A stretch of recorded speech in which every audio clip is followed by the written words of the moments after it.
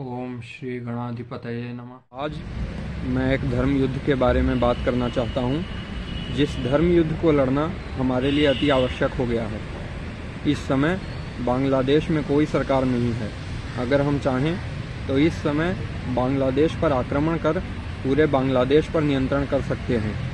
बांग्लादेश की अधिकांश सेना ढाका और उसके आसपास के क्षेत्र में उपस्थित रहती है। यदि हम चाहें तो केवल उस ढाका के 100 वर्ग किलोमीटर क्षेत्र को छोड़कर बाकी बचे हुए 98% बांग्लादेश पर नियंत्रण कर सकते हैं। इसमें हमारे कम से कम सैनिक मारे जाएंगे और ऐसा करने से हम 70% हिंदू लोगों को बचा पाएंगे। तो थोड़ा और प्रयास करके ढाका पर भी नियंत्रण कर सकते हैं। हमारे पास प्रहार तथा अग्नि 1 जैसी शॉर्ट रेंज मिसाइल्स तथा अग्नि प जैसी मीडियम रेंज मिसाइल्स पर्याप्त मात्रा में हैं। प्रहार जैसी मिसाइल्स 100 मीटर की सटीकता से अपने लक्ष्य को भेदती हैं, अर्थात ये त्रुटि से भी लक्ष्य से 100 मीटर से अधिक दूर नहीं गिरती। अगरतला की दूरी ढाका से 100 किलोमीटर के अंदर ही है। यदि हम चाहें तो हमारी सेना अगरतला में सुरक्षित रहते हुए ही medium range missiles, short range missiles तथा आर्टिलरी का प्रयोग कर ढाका की सैन्य छावनियों का विध्वंस कर सकती हैं। ढाका जो आदि काल से हमारा था, बांग्लादेश जहाँ के सुंदर वन हमारे थे, उसको जिन्ना की मुस्लिम लीग ने 1947 में हमसे तोड़कर अलग कर दिया। उस समय न तो वल्लभ भाई पटेल ने कुछ बोला, न राजेंद्र प्रसाद ने कुछ बोला, न श्यामा प्रसाद मुखर्जी कुछ कर सके, न मदन मोहन मालवीय ने कुछ बोला। जवाहर और मोहनदास गांधी विधर्मियों के साथ खड़े थे और ये दोनों ही जिन्ना का समर्थन कर रहे थे।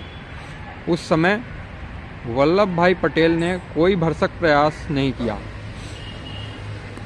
इस समय नथुराम गोडसे कोई नेता नहीं थे। वे अगर जनता के बीच जाकर जिन्ना, जवाहर और मोहनदास गांधी और विधर्मियों के लिए बन रहे पाकिस्तान और बांग्लादेश का विरोध करते भी तो उनकी कोई नहीं सुनता, क्योंकि वे कोई नेता नहीं थे। और वो नथुराम गोडसे मातृभूमि के लिए जो कर सकते थे उन्होंने किया। उन्होंने अपने साथियों नारायण दत्तात्रेय आप्टे, मदन लाल पहवा, विष्णु रामकृष्ण करकड़े, गोपाल गोडसे तथा अन्य के साथ मिलकर गांधी का वध किया। मुझे लगता है कि अगर साथ ही वे जवाहर का भी करते तो आज विधर्मियों के लिए हो सकता है कि अलग राष्ट्र बन भी जाता, पर आज भारत की स्थिति बहुत अच्छी होती। आज अंग्रेज़ों के लिखे गए कानूनों और जजमेंट्स को पढ़कर चलने वाला दिल्ली का सुप्रीम कोर्ट और देश भर के हाई कोर्ट में सभी नीच जज ये कहते हैं कि मृत्यु दंड rarest of the rare case में देना चाहिए, जहां अपराध को अत्यंत निष्ठुरता से किया गया हो। अगर कोई व्यक्ति किसी एक व्यक्ति की हत्या कर दे तो आज उसे मृत्यु दंड नहीं मिलता है, अपितु 30 वर्ष का कारावास मिलता है। भगवान न करें कि किसी के साथ हो।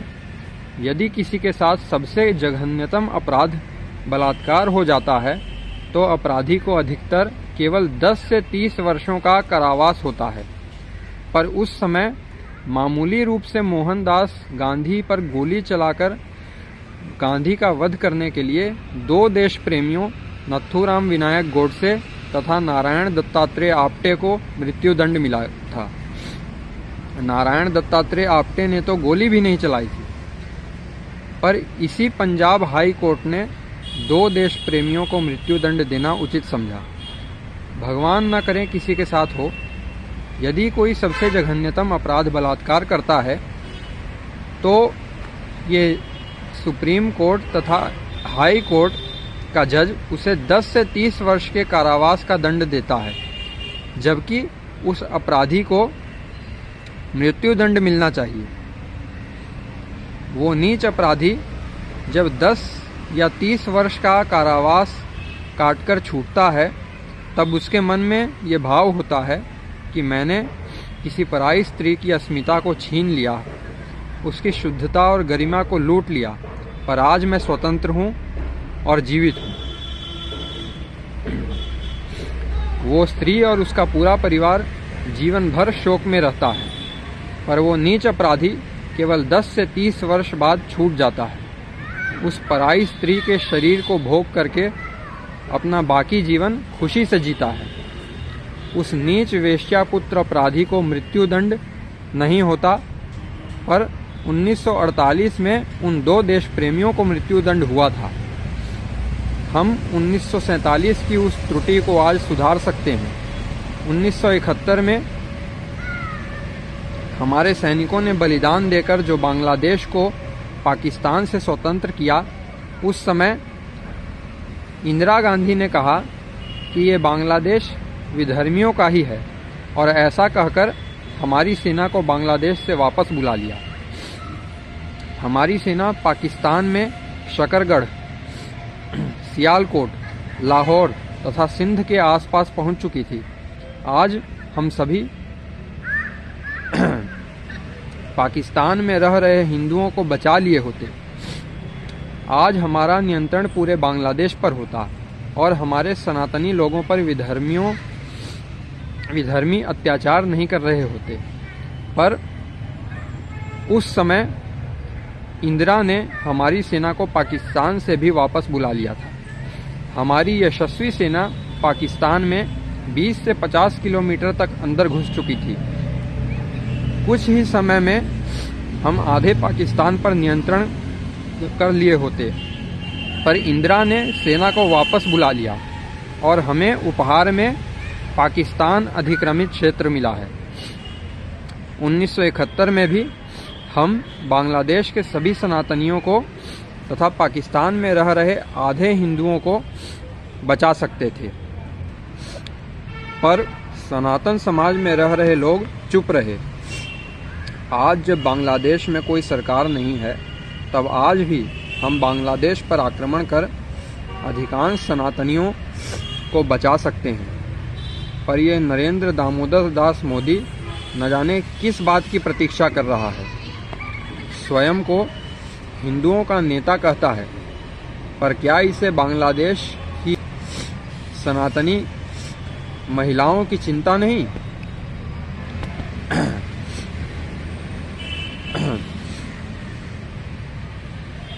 क्या नरेंद्र को बांग्लादेश में रह रहे लोगों के प्राणों की चिंता नहीं? आज तक बांग्लादेश में हजारों सनातनी महिलाओं की अस्मिता को विधर्मियों ने छीना है। हजारों सनातनी महिलाओं की गरिमा को विधर्मियों ने भंग किया है। क्या नरेंद्र को बांग्लादेश में रह रही सनातनी महिलाओं की अस्मिता की चिंता नहीं? क्या नरेंद्र मोदी विधर्मियों को बांग्लादेश की सनातन महिलाओं के शरीर को भोगने के लिए स्वतंत्र रूप से छोड़ देगा? नरेंद्र मोदी चाहे तो सेना को बांग्लादेश पर नियंत्रण करने का आदेश दे सकता है। वह लाखों सनातन स्त्रियों की अस्मिता बचा सकता है। इतिहास साक्षी है कि युग पुरुषों ने सदैव धर्म की रक्षा के लिए स्वयं को क्षति पहुंचाकर भी धर्म युद्ध लड़े हैं। समय आ गया है कि मोदी इस धर्म युद्ध को लड़ने का आदेश दे।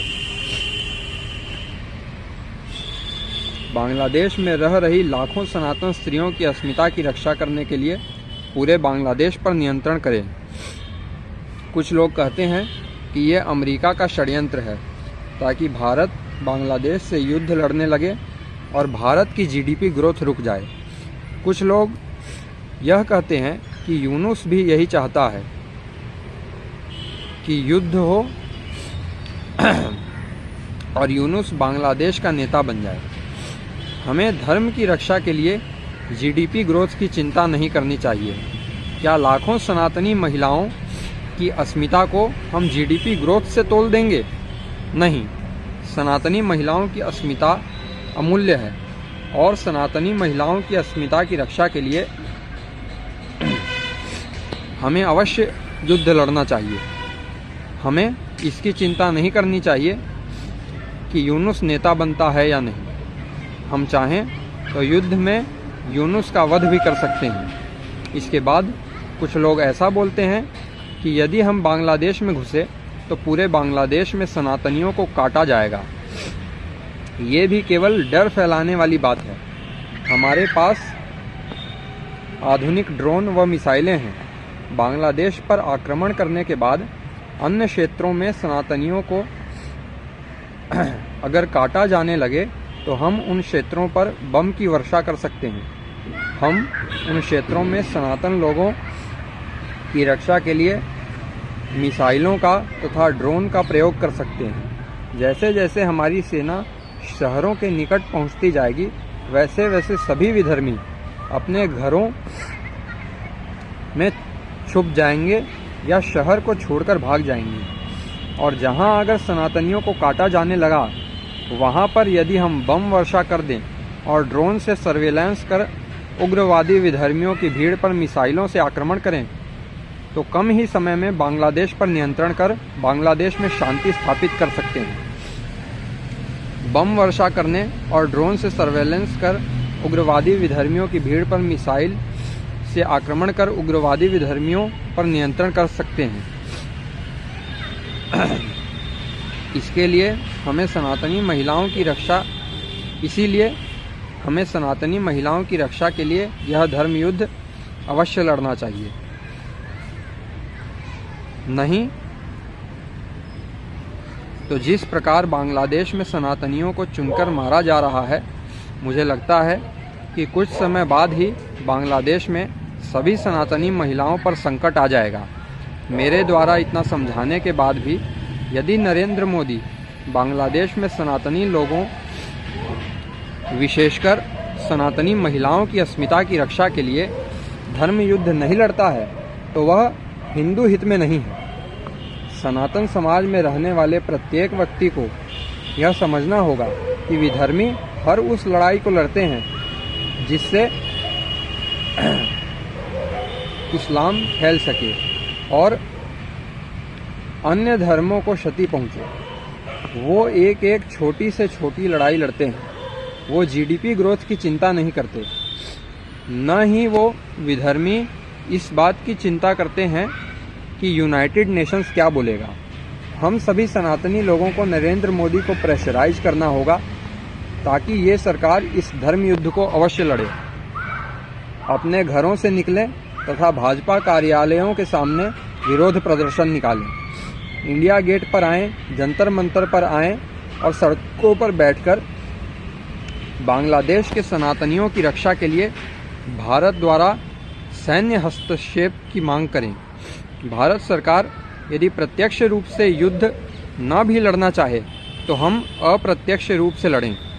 हम यूपी में बनने वाली बंदूकें, rocket launcher, grenades, bullet proof jacket तथा अन्य युद्ध सामग्री बांग्लादेश के सनातनियों तक पहुंचा सकते हैं तथा उन्हें अपनी रक्षा स्वयं करने के लिए युद्ध सामग्री दे सकते हैं। सनातनियों को महर्षि परशुराम से प्रेरणा लेकर बांग्लादेश में धर्म युद्ध लड़ना ही होगा ताकि हम अपने उन सनातनी लोगों की रक्षा कर सकें जो निर्दोष हैं तथा जिनकी अस्मिता केवल इसलिए भंग की जा रही है क्योंकि वे सनातनी हैं, जिनको घरों में बंद कर जीवित ही जला दिया जा रहा है क्योंकि वे सनातनी हैं। यदि हम सनातनियों ने बांग्लादेश में सैन्य हस्तक्षेप नहीं किया तो जल्दी ही बांग्लादेश में हमारे सारे लोग मार दिए जाएंगे। केरल हाथ से जाता दिख रहा है, जम्मू कश्मीर हमारे हाथ से चला गया है, पश्चिम बंगाल हमारे हाथ से जाता दिख रहा है। यदि सनातन समाज में रह रहे लोगों ने कुछ नहीं किया, नरेंद्र मोदी पर प्रेशर नहीं बनाया, तो बांग्लादेश सनातन लोगों से विहीन हो जाएगा। पर मैं जानता हूं कि हम ऐसा होने नहीं देंगे। आइए हम सब अपने इष्ट देव को साक्षी मानकर यह प्रण करें कि हम बांग्लादेश में सनातन लोगों की रक्षा के लिए तन, धन तथा मन से योगदान करेंगे। ओम नमः चंडिकायै।